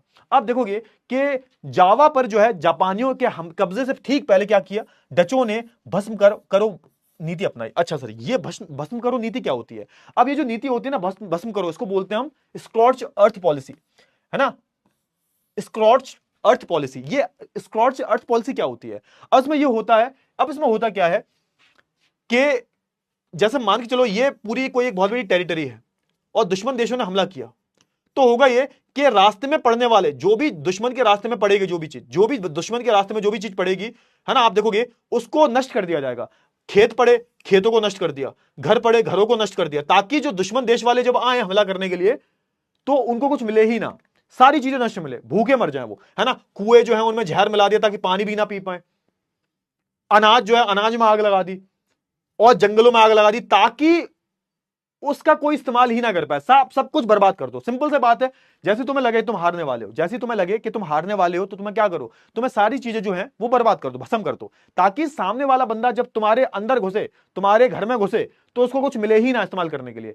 इसको हम बोलते हैं स्क्रॉच्ड अर्थ पॉलिसी, भस्म करो भागो नीति, है ना। पहले क्योंकि अब तुम जीत तो सकते नहीं हो, अब तुम क्या करोगे, तुम पीछे भागोगे। अब भागोगे तुम, ऐसे क्यों भागोगे, तुम जितनी भी तुम्हारे पास चीजें हैं उन सबको नष्ट कर दो, और नष्ट करके भागो, ताकि सामने वाला बंदा भी उसको इस्तेमाल ना कर सके, सामने वाला बंदा भूखा मर जाए। कि भैया ये सब तो, जैसे आप देखोगे ना, जब जर्मनी ने रूस पर हमला किया था तो रूस तो बहुत बड़ा था, तो रूस के सैनिक भाग रहे थे, लेकिन भाग नहीं रहे थे खाली, रास्ते में पड़ने वाली हर एक चीज को नष्ट करते जा रहे थे ताकि दुश्मन देश के लोग भी उसको इस्तेमाल ना कर पाए। अब इसी को हम बोलते हैं स्कॉच्ड अर्थ पॉलिसी। क्लियर हुआ? तो हुआ ये कि अब डचों का कब्जा है इंडोनेशिया पे। अब जैसे ही आप देखोगे जापान ने हमला किया इंडोनेशिया पर, हमला करने से ठीक पहले डचों ने क्या किया, डचों ने इस नीति को अपनाया और जिसके तहत आप देखोगे आरा मशीन, सागौन के जो विशाल जंगल थे, है ना, इनकी जो लकड़ियों का ढेर था, ताकि जापान उसका इस्तेमाल ना कर पाए, उन सब में आग लगा दी इनने, उन सबको नष्ट कर दिया, उन सबको जो है नष्ट कर दिया। क्लियर हुआ? इसके बाद जापानियों ने क्या किया, जापानियों ने वनवासियों को जंगल काटने के लिए बाध्य करके अपने युद्ध उद्योग के लिए जंगल का जो है नरमन दोहन किया। अब आप देखोगे ना यहां पे हो क्या रहा है, यहां पे वही हो रहा है, यहां पे वही सीन हो रही है। इसके बाद क्या हुआ, जापानी जो थे, अब तो जापानी आ गए भाई। पहले तो कौन थे, पहले डच लोग थे, डच तो भाग गए, डच भाग गए और भागते भागते बहुत नुकसान करके चले गए। अब इंडोनेशिया पे कौन आ गया, इंडोनेशिया पे अब आ गए जापानी लोग, जापानी लोग आ गए। अब जापानी लोग क्या बोल रहे हैं, जापानी लोगों ने वनवासियों को जंगल काटने के लिए बात करके अपने युद्ध उद्योग के लिए जंगल का निर्मम दोहन किया। अब यहां पर सेम जो चीज, आप सोच के देखो, सेम जो चीज जो डच लोग कर रहे थे वही सेम चीज जापानी कर रहे हैं। अब जापानी बोल रहे हैं वहां के स्थानीय लोगों से, अबे सुनो इधर आओ, अब तक काम कर रहे थे तुम डच लोगों के लिए, अब तुम्हें हमको लिए काम करना पड़ेगा, हमारे लिए काम करना पड़ेगा, अब लकड़ियां काटो, हमको युद्ध के लिए लकड़ियों की आवश्यकता है। तो अब यहां पर क्या किया जा रहा है, अब फिर से यहां पर जंगलों को काटा जा रहा है, लेकिन पहले डच के कहने से काटा जा रहा था और अब जो है जापानियों ने कब्जा कर लिया है तो जापानियों के कहने से काटा जा रहा है। और आप देखोगे कि इन लोगों ने जंगल के जो आदिवासी समूह था, कबीले थे, इनको एक तरीके से बाध्य किया, इनको मजबूरन इनको जो है जंगल काटने के लिए बहुत ज्यादा अत्याचार भी किए। क्लियर हुआ ना? बहुत सारे गांव वालों ने इस अवसर का लाभ उठाकर जंगल में अपनी खेती का विस्तार किया। फिर आप देखोगे इसका बहुत सारे जो लोग थे इन्होंने इस तरीके से इस अवसर का फायदा भी उठाया, क्योंकि आप देखोगे ना कि जो डच लोग थे वो तो बहुत पहले से थे, जापानी तो नए नए आए थे। तो आप देखोगे कुछ लोगों ने अपनी खेती वेती भी करना शुरू कर दी। जंग के बाद इंडोनेशियाई वन सेवा के लिए इन जमीनों को वापस हासिल कर पाना कठिन था। हिंदुस्तान की तरह यहां भी खेती योग्य भूमि के प्रति लोगों की चाह और जमीन को नियंत्रित करने तथा लोगों को उनके उससे बाहर रखने की वन विभाग की जिद के बीच टकराव पैदा हुआ। तो यहां पर वही सीन हो रहा है, भारत जैसा ही पैदा हो, यहां पे एकदम आप देखोगे ना एक तरीके से भारत जैसी स्थिति ही पैदा हो रही है। क्लियर? यहां पे भारत जैसी स्थिति पैदा हो रही है। कोई अगर यार तुम लोग आपस में बातें क्यों कर रहे हो, बातें क्यों कर रहे हो?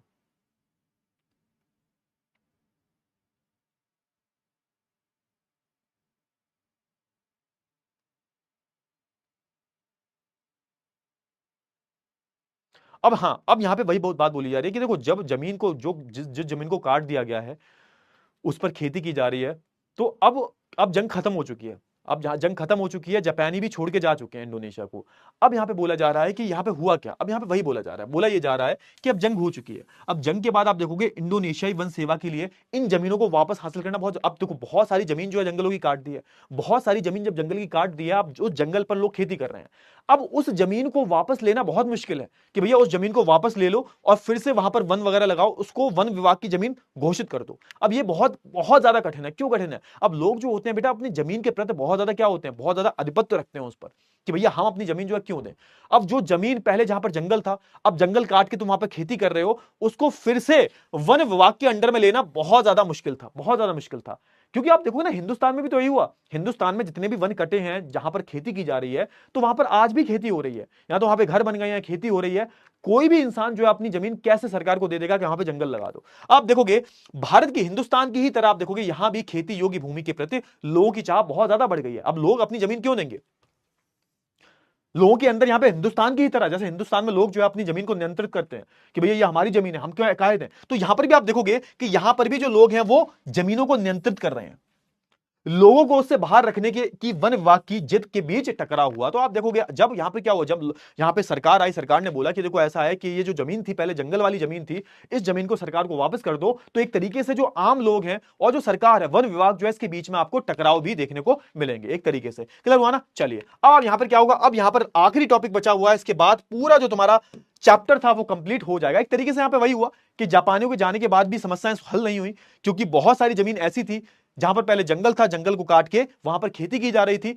अब जब वन विभाग आया, उसको अपने अंडर में लेने के लिए, तब भी यहां पर एक टकराव देखने को मिला, क्योंकि यहां पर लोगों के अंदर वही था कि भैया हम अपनी जमीन कैसे दें, यहां पर तो हम खेती कर रहे हैं। क्लियर हुआ? क्योंकि यहां पे बोला गया कि जापानियों के बाद बहुत सारे जो लोग थे उन्होंने कई सारी जमीन पर कब्जा कर लिया था खेती करने के लिए, अवसर का फायदा उठाया था वहां के लोकल लोगों ने। अब जमीन पर जो है हर कोई कब्जा करना चाहता है, सब चाहते हैं हमारे पास बहुत जमीन हो, तो यहां पे अब टकराव हो रहा था। अब यहां पे बात कर लेते हैं आखिरी टॉपिक की, वानिकी में नए बदलाव। मतलब एक तरीके से अब देखो अंग्रेज जो करके चले गए वो तो चले गए, अब यहां पे अब अलग अलग बदलाव किए जाएंगे। 80 के दशक की बात है। 80 के दशक में एशिया और अफ्रीका की सरकारों को यह समझ में आने लगा कि वैज्ञानिक वानिकी और वन समुदाय को जंगलों से बाहर रखने की नीतियों के चलते बार बार टकराव पैदा होते हैं। सिंपल सी बात है। पहली बात यह है कि यहां पर जो अब तक क्या हो रहा था, अब तक जितने भी देश ऐसे थे जहां पर कभी ना कभी अंग्रेजों ने राज किया था, चाहे मैं बात करूं एशिया की, इंडोनेशिया भी एशिया में आता है, हमारा भारत भी एशिया में आता है, और चाहे मैं बात करूं अफ्रीका की, अफ्रीका भी एक तरीके से क्या है, महाद्वीप है, यहां पर भी अंग्रेजों ने राज किया। इनकी सरकारों को 80 तक है ना, 80 के दशक तक समझ में आ गया था कि भैया वैज्ञानिक वानिकी की मैं बात करूं और वन समुदायों की बात करूं, यहां पर जैसे ही आप बात करोगे वैज्ञानिक वानिकी की, एक तरीके के पेड़ लगाने की, और जैसे ही आप बात करोगे कि वो जंगल में जो वन समुदाय रह रहा है उसको बाहर निकालो, तब तब क्या होगा, तब तक आपको जो है टकराव देखने को मिलेंगे। तब तक आपको सरकार और लोगों के बीच में टकराव, भैया उनका घर है जंगल, वो जंगल से बाहर क्यों जाएंगे? तुम वैज्ञानिक वानिकी करोगे तो दिक्कत किसको होगी? तुमको ही होगी बाद में, क्योंकि बहुत सारी जो हमारे प्राकृतिक पेड़ पौधे जो थे वो एक तरीके से विलुप्त हो चुके हैं इस वैज्ञानिक वानिकी के चक्कर में। परिणाम स्वरूप आप देखोगे वनों से इमारती लकड़ियां हासिल करने की बजाय जंगलों का संरक्षण ज्यादा महत्वपूर्ण लक्ष्य बना। अब हुआ क्या, क्योंकि हमने ऑलरेडी इतने ज्यादा जंगल काट दिए थे, अब यहां पर सरकार सोच रही है कि भैया अब हमें जो है बड़ी बड़ी बिल्डिंगें बनाने के लिए, है ना, अन्य कामों में लकड़ियों को इस्तेमाल करने के लिए हम जो है लकड़ियां जंगल नहीं काटेंगे, बल्कि अब हम जो है जंगलों को संरक्षण देंगे। उनको एक तरीके से हम क्या देंगे सर, संरक्षण प्रदान करेंगे। एक तरीके से हम जंगलों को क्या करेंगे सर, हम इन जंगलों को सुरक्षित रखेंगे। सरकार ने यह भी मान लिया कि इस लक्ष्य को हासिल करने के लिए वन प्रदेशों में रहने वालों की मदद लेनी होगी। और आप देखोगे कि यहां पर क्या होगा, यहां पर सरकार यह बोल रही है कि अब हमें जंगलों की रक्षा करनी है, और रक्षा के लिए सबसे ज्यादा कोऑपरेशन किसका जरूरी है, जो उन जंगलों में रह रहा है, यानी कि आदिवासी समूह, उन जंगलों की जो आसपास गांव हैं वो सरकार की मदद करें। क्योंकि देखो वो लोग जंगलों में रह रहे हैं, बचपन से हजारों सालों से जंगलों में रह रहे हैं, उनको पता है जंगलों में क्या क्या हरकतें होती हैं, उनको पता है कि जंगलों में लोग होते हैं, वो शिकार करते हैं, ये करते हैं, अवैध तरीके से पेड़ को काटते हैं, तो इन लोगों को पता है। तो अब क्या होगा, अब सरकार जो है इन लोगों की मदद करेगी, है ना। सरकार कहेगी कि भैया तुम्हें हम जो है जंगलों से बाहर नहीं निकाल रहे, तुम तो, तुम्हारे जंगल घर हैं, लेकिन तुम्हें भी हमारा सहयोग करना पड़ेगा ताकि हम अपने वनों को बचा सके। चाहे मैं बात करूं अपने मिजोरम की, मिजोरम क्या है, एक तरीके का हमारा स्टेट है उत्तरी पूर्वी भारत का। और चाहे मैं बात करूं केरल की, मिजोरम से लेकर केरल तक हिंदुस्तान में हर कहीं घने जंगल सिर्फ इसलिए बच पाए हैं कि ग्रामीणों ने क्या किया, ग्रामीणों ने सरना, देवगंडू, कानराई इत्यादि नामों से पवित्र बगीचा समझकर इनकी रक्षा की। सोच के देखो, मतलब यहां पे क्या हो रहा है, यहां पे ऐसे इतनी बड़ी बात बोली जा रही है कि आज के टाइम पर तुम्हें जो भी बचे कुचे जंगल दिखते हैं, जो भी पूर्वी उत्तर से लेके जहां पर जंगल बहुत ज्यादा है, और केरल तक चले जाओ जहां भी आपको जंगल मिले, वो जंगल सिर्फ इसीलिए बच पाए हैं क्योंकि ग्रामीण लोग जो हैं वो एक तरीके से इनको एक तरीके से अपना पवित्र बगीचा मानते हैं।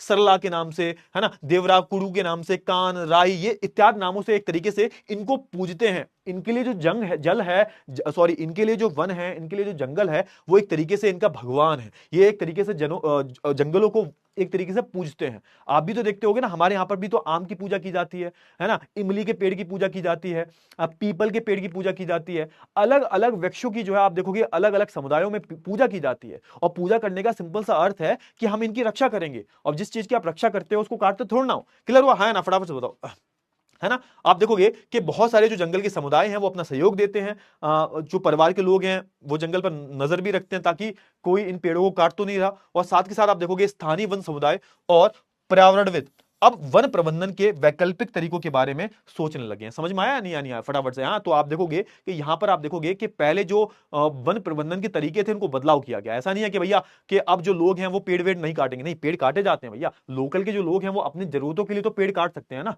अपनी जरूरतों के लिए लोकल तो पेड़ काटेंगे। लेकिन आप देखोगे आज के टाइम पर जो बड़े बड़े हमारे जो पर्यावरणविद हैं, यानी कि इन्वायरमेंटलिस्ट जो हैं, इनको जो एक तरीके से एनवायरमेंट की सहायता करते हैं, इन्वायरमेंट की बचाने की सहायता करते हैं, ऐसे जो लोग हैं इन्होंने क्या किया, इन्होंने इन स्थानीय वन समुदाय के साथ मिलकर एक तरीके से यहां पर अलग अलग तरीके निकाले हैं ताकि हम अपने वनों की रक्षा कर सकें, वनों का प्रबंधन कर सकें। और पहले के जो तरीके थे, पेड़ को काटो, हम तो पेड़ को काट रहे हैं लेकिन स्थानीय लोग नहीं काट सकते, तो इन पर जो है थोड़ा सा बदलाव किया जाना बहुत ज्यादा जरूरी है, और आज के टाइम पर हो भी रहा है। और जितने भी आप जंगल बचे हुए देखते हो तो सरकार भी आज कदम उठा रही है ताकि इन जंगलों को कोई भी नुकसान ना पहुंचाए, और ना करते करते हमने फिर भी बहुत सारे जो पेड़ थे वो काट दिए, और इसी के साथ हमारा ये खूबसूरत सा जो चैप्टर था इसका हुआ है अंत। ठीक है, ये एंड हो चुका है। क्लियर हुआ? तो भैया आज हमने किसकी बात की सर? आज हमने किसकी बात की? तो आज हमने बात की जावा के जंगलों की। किस प्रकार ये जावा के जो लोग थे, इंडोनेशिया का एक द्वीप जो है जावा, यहां पर जो जंगल थे, किस तरीके से डच लोग जो थे इन्होंने किस तरीके से इनका शोषण किया, किस तरीके से भारत की तरह इन्होंने वैज्ञानिक वानिकी को यहां पे लागू किया, वन प्रबंधन को लागू किया, अलग अलग नियम कानून लागू किए, और किस तरीके से यहां के लोगों ने विरोध प्रदर्शन किया, वो सारी जो चीजें हमने आज इसमें पढ़ ली हैं। क्लियर हुआ? इसी के साथ हमारा खूबसूरत सा जो चैप्टर है वो खत्म हो गया है। चलिए, जंगल में स्थित गांव के संदर्भ में निम्न में से कौन सा कथन सत्य है? आपके पास ऑप्शन है, जल्दी से करो फटाफट से। ये आरक्षित जल में स्थित थे, इन गांव के लोगों को निश्चित शर्तों पर का पालन करना पड़ता था, लोगों को वन विभाग के लिए मुफ्त में काम करना पड़ता था, उपरोक्त सही से फटाफट से बताओ जल्दी से।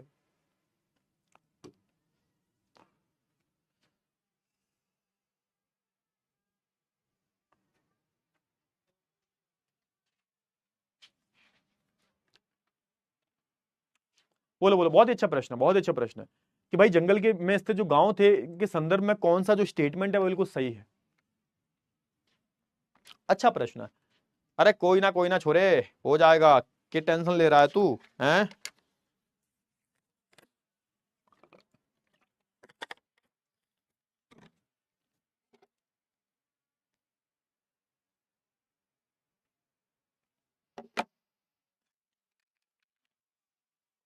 चलिए, बहुत ही बढ़िया, समय हुआ समाप्त, समय हुआ समाप्त। चलिए ठीक है, तो ये अगर मैं बात करूं कि ऑप्शन नंबर कौन सा सही होगा, ऑप्शन नंबर डी सही होगा, ऑप्शन नंबर डी सही होगा। 77% बच्चों ने बिल्कुल सही लिखा है। बिल्कुल, ये तीनों ही स्टेटमेंट जो है बिल्कुल सही है। तीनों ही स्टेटमेंट, आरक्षित वन हुआ करते थे, अगर जंगल का इस्तेमाल भी करना है तो उसके लिए भी बहुत सारी शर्तें हुआ करती थी, और लोगों को कभी कभी जंगल के चीजों का इस्तेमाल करने के लिए सरकार के लिए मुफ्त में काम करना पड़ता था। तो ये सारे बच्चे तो मतलब नाम देख लो, देखो ये नाम है तुम्हारे, लास्ट में सीधा मैं विनर्स के नाम ही बताऊंगा। आगे मैं बात करता हूं, यह भारत में अंग्रेजों के खिलाफ बगावत करने वाले वन समुदायों का नायक नहीं है। नहीं पर ध्यान देना, नहीं है, जल्दी से बताओ फटाफट से। नहीं है, यह भारत में अंग्रेजों के खिलाफ बगावत करने वाला वन समुदाय नहीं है। सिद्धू, कानू, बिरसा मुंडा या फिर राजू एस राजू, फटाफट से बताइए, जल्दी से बताइए।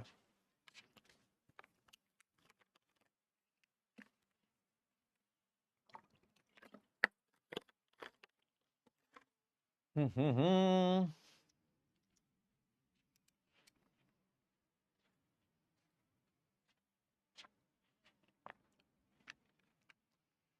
बहुत ही बढ़िया।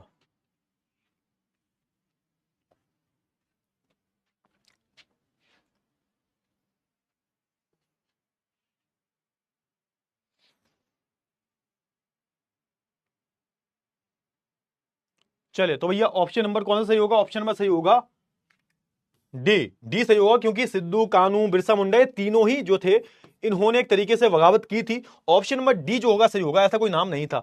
65-66% बच्चों ने बिल्कुल सही किया। अरे भैया नहीं पे ध्यान दे देते, थोड़ा कान से सुन लिया करो, ठीक है?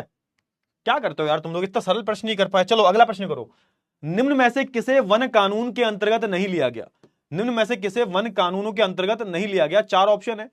इसने जूम कृषि को प्रबंधन कर दी प्रतिबंधित कर दिया, इसने शिकार और पशुचारी को प्रतिबंधित कर दिया, नहीं की बात हो रही है, नहीं पे ध्यान देना, इसने लोगों को जंगलों में उसके घरों से विस्थापित कर दिया, इसने गांव में पशुपालन पर रोक लगा दी। इनमें से किसे जो वन कानून के अंतर्गत नहीं लिया गया? वन कानूनों की बात हो रही है, क्या क्या नहीं था वन कानूनों में, यह पूछा जा रहा है। चारों ऑप्शन पढ़ो, ध्यान से आंसर करो। अच्छा प्रश्न है, ध्यान से पढ़ना, तभी मैंने चार ऑप्शन धीरे धीरे पढ़े हैं, ठीक है? हाँ, जल्दी से पढ़ो, फटाफट से, जल्दी से पढ़ो। आज की शाम बड़ी कातिल है, आज की रात बड़ी उजल है, आज पैमान बिठा तो यारो, आज पे। अरे बोलो बोलो, करो, क्या हुआ भाई? आपस में पंचायत कर रहे हो यार तुम, मैं क्वेश्चन करा रहा हूं, कैसी बात कर रहे हो यार तुम? चलो ठीक है, समय समाप्त होने वाला है। चले, तो भैया जिन बच्चों ने ऑप्शन नंबर जो है डी पर क्लिक किया है बिल्कुल सही है। और ओहो हो, कितने पागल हो तुम लोग, मतलब कितने कितने पागल हो। हाँ, तो इसने लोगों को जंगलों में उनके घरों से विस्थापित कर दिया। बिल्कुल ये गलत पॉइंट है, ये गलत पॉइंट है। बिल्कुल पागल हो क्या तुम लोग? दिमाग में बिल्कुल भूसा भरा हुआ है कि तुम्हारे? गांव से बहुत सारे लोगों को निकाल दिया गया था, विस्थापित कर दिया गया था। विस्थापित का मतलब होता है निकाल देना। जो ऑप्शन बड़ा दिखे उसी पे क्लिक कर दो। यही तो माइंडसेट होता है तुम्हारा बेटा। जो तुम कर रहे हो ना, करके छोड़ चुका हूं मैं, कि जो सर ये लंबा ऑप्शन दिख रहा है, ये सबसे सही आंसर होगा। अरे भाई थोड़ा सा दिमाग तो लगाया करो। अरे भैया पशुपालन पर रोक थोड़ा लगाई थी। गांव में जो लोग रह रहे थे पशुपालन कर रहे थे। क्या बात कर रहे हो? ये कोई बंद कानून थोड़ी ना है कि पशुपालन नहीं करना तुम्हें। पागल कहीं के। Option number D is the right answer. Option number D जो होगा सही आंसर होगा। चलो ठीक है, आगे हम बात कर लेते हैं। आखिरी प्रश्न करो। विदेशों में निम्न में से कौन सा नाम जूम कृषि के लिए इस्तेमाल नहीं होता? अलग अलग नाम दे रखे हैं इनको, हम जूम कृषि के लिए इस्तेमाल करते हैं। जूम कृषि के अलग अलग नाम है, इसमें से कौन सा नाम नहीं है जूम कृषि का जो विदेशों में इस्तेमाल नहीं होता? 30 सेकंड है, फटाफट से बताओ जल्दी से। आज की रात कटेगी कैसे, आज की लादिंग, मिल्पा, लदांग बोलते हैं उसको वैसे, लदांग, मिल्पा, थारू या फिर चेना?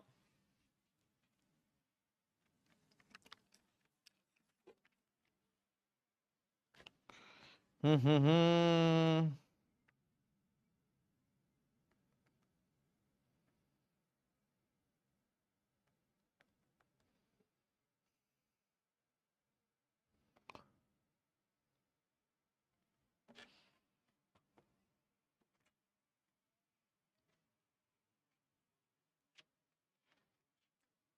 चले तो ऑप्शन नंबर हमारा जो डी होगा सही हो जाएगा।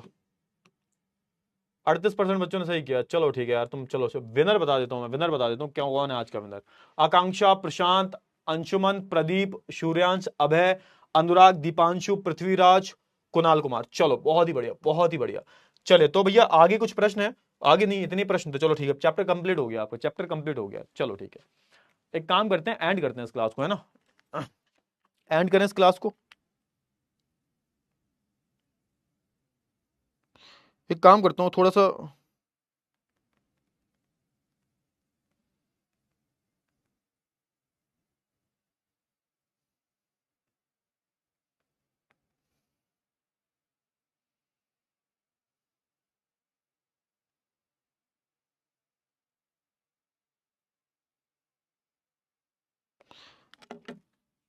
एक मिनट एक मिनट एक मिनट, थोड़ा सा रुक जाओ। इसको करेक्ट कर लो बेटा, इसको करेक्ट कर लो। I am really sorry.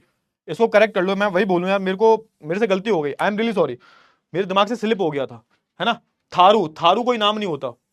Tharu कोई नाम। ऑप्शन नंबर सी सही होगा। ऑप्शन नंबर जो सी होगा ये सबसे सही होगा। Option number C is the right answer. इसको करेक्ट कर लेना, इसको करेक्ट कर लेना बेटा। ऑप्शन नंबर जो सी होगा, ऑप्शन नंबर जो सी होगा ये सही होगा। थोड़ा कंफ्यूजिंग था ऑप्शंस में। लादिंग, मिल्पा और चेना। चेना कहां बोलते हैं? चेना श्रीलंका में बोलते हैं। चेना जो है श्रीलंका में बोलते हैं। श्रीलंका में चेना नाम से जानते हैं इसको, ठीक है ना? हाँ, बाकी थारू जैसी कोई चीज नहीं होती। ऑप्शन नंबर सी सही होगा, करेक्ट कर लेना। अरे कोई बात नहीं भैया, अरे भैया हो जाता है भैया, कोई बात नहीं, कोई बात नहीं, कोई बात नहीं। अरे विनर है, कौन सा इनाम मिल रहा है तुम विनर को, ये बताओ पहले तुम। असली विनर बनना है तो भैया जो हमारी अभी चल रही है क्विज कंपटीशन चल रहा है वो करो, तो मैं जानूं। इसमें क्या है, इसमें कौन सा तीर उखाड़ लोगे तुम? अरे ठीक है भाई, जिसका भी सही है, जिसने भी सी किया है उसका बिल्कुल सही है, वो ज्यादा इंटेलिजेंट है, ठीक है? मैं कम इंटेलिजेंट हूं थोड़ा सा, ठीक है ना? हाँ ठीक है, कोई बात नहीं। सी, ऑप्शन नंबर सी है। ऑप्शन नंबर सी है, क्लियर हुआ? हाँ तो 4 का सी होगा, करेक्ट कर लेना थोड़ा सा। लास्ट वाले क्वेश्चन का सी ऑप्शन होगा, चलिए ठीक है ना? ओके ओके, चलो ठीक है, बहुत ही बढ़िया। आई होप आपको देखो चैप्टर पूरा समझ में आया। एक बारी क्विज करवा, सॉरी एक बारी मैं करवा लेता हूं आपको, पोल करवा लेता हूं। प्लीज जाने से पहले एक बारी पोल में बता दो कि आपको ये जो चैप्टर है, पूरा चैप्टर, लेक्चर नंबर 1 2 3 4, 1 2 3 4, ये समझ में आया या नहीं आया? ठीक है ना? एक बारी आंसर कर दो, उसके बाद चले जाना। बाकी मैं क्लास खत्म ही कर रहा हूं, बस खत्म हो चुकी है, ऑलमोस्ट खत्म हो चुकी है क्लास। इतना ही पढ़ाऊंगा आज के लिए, ठीक है ना? कल हम एक नया चैप्टर शुरू करेंगे, कल हम एक नया चैप्टर शुरू करेंगे। हम्म,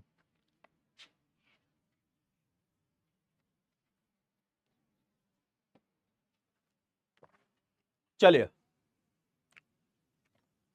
आग से आग मुझकी कैसे,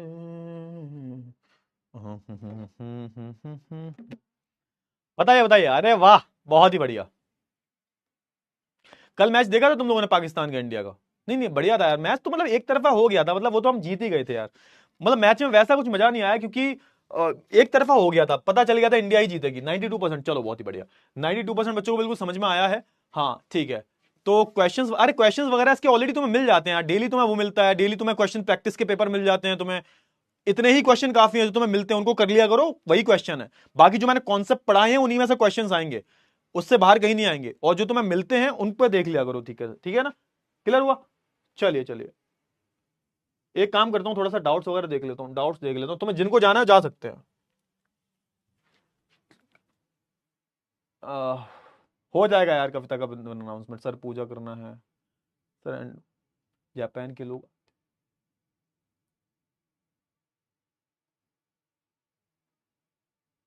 हाँ बेटा बिल्कुल बिल्कुल बिल्कुल, ये लग नहीं युद्ध, देखो उस टाइम पर बेटा मैं बताऊं, द्वितीय विश्व युद्ध की मैं बात करूं तो आ, एक तरीके से युद्ध वगैरह किया जा रहा था। अब द्वितीय विश्व युद्ध की मैं बात करूं तो जापान एक तरफ था, और जो नीदरलैंड वाले जो थे एक तरफ थे, है ना, दो पार्टी बट गई थी, क्योंकि इंडोनेशिया पर कब्जा किसका था? डच लोगों का था। अब क्योंकि देखो, जैसे आपने सुना होगा कि द्वितीय विश्व युद्ध में भारत पर, आप देखो कि भारत पर रूस हमला करने वाला था, द्वितीय विश्व युद्ध में भारत पर रूस हमला करने वाला था। क्यों? क्योंकि रूस एक्चुअली भारत पे हमला नहीं कर रहा था, रूस हमला कर रहा था ब्रिटेन से, क्योंकि ब्रिटेन डायरेक्ट भागीदारी थी ब्रिटेन की। अब क्योंकि हम जो थे ब्रिटेन के उपनिवेशवाद थे, तो कहीं ना कहीं हम ब्रिटेन का ही हिस्सा हुए। ठीक उसी प्रकार आप देखोगे इंडोनेशिया किसके हिस्से में था? इंडोनेशिया किसके तरफ था? डचों की तरफ। और क्योंकि डच एक तरफ थे और जापानीज एक तरफ थे, तो वो डच पे हमला कर रहे थे, तो उन्होंने इंडोनेशिया पर भी हमला कर दिया। और इंडोनेशिया पे हमला करने के बाद आप देखोगे वहां पर जो पेड़ पौधे हैं, पेड़ हैं, उनको काटना शुरू कर दिया अपने युद्ध के सामग्री बनाने के लिए। क्लियर हुआ? क्लियर हुआ? चलिए चलिए, इसका असर बेटा मूवी नहीं है। कलांग बेटा एक समुदाय का नाम है, कलांग जो है एक तरीके से समुदाय का नाम है। बेटा घुमत्तू खेती का मतलब क्या है कि जब मैं, सरिता बेटा ऐसा है कि जब मैं चैप्टर पढ़ा रहा था ना, तो तुम उस टाइम पे सो रहे होगे या फिर लेक्चर लेने नहीं आए होंगे। घुमत्तू खेती का मैंने मतलब बताया है, आप पहले दूसरे लेक्चर में जाके देखोगे, डिटेल में मैंने घुमत्तू खेती का मतलब बताया है। तभी मैं बोलता हूं डेली लेक्चर लिया करो। यहां पर जो लोग हैं वो एक तरीके से जंगलों को काट के उनको जला के राख में, उस राख को मिट्टी में मिला के खेती करते हैं। एक जगह जाएंगे, वहां पे पेड़ पौधे काटेंगे, उनको जलाएंगे, उस राख को मिट्टी में मिलाएंगे, उस पर खेती करेंगे। और ये घूम घूम के करते हैं, एक जगह 1-2 साल खेती करेंगे, उसके बाद कहीं और करेंगे, फिर कहीं किसी तीसरी जगह पे करेंगे, फिर कहीं चौथी जगह पे करेंगे। तो ये प्रोसेस होता है क्या, इस प्रोसेस को हम घुमत्तू खेती बोलते हैं। मैंने बताया था, जब क्लास में बताया करूँ ना, ध्यान से सुन लिया करो। चलो ठीक है, तो एक काम करते हैं भाई, एंड करते हैं इस क्लास को। आई होप आपको सारी चीजें क्लियर हो गई होंगी। थैंक यू सो मच बेटा। चलो ठीक है, एंड करते हैं क्लास।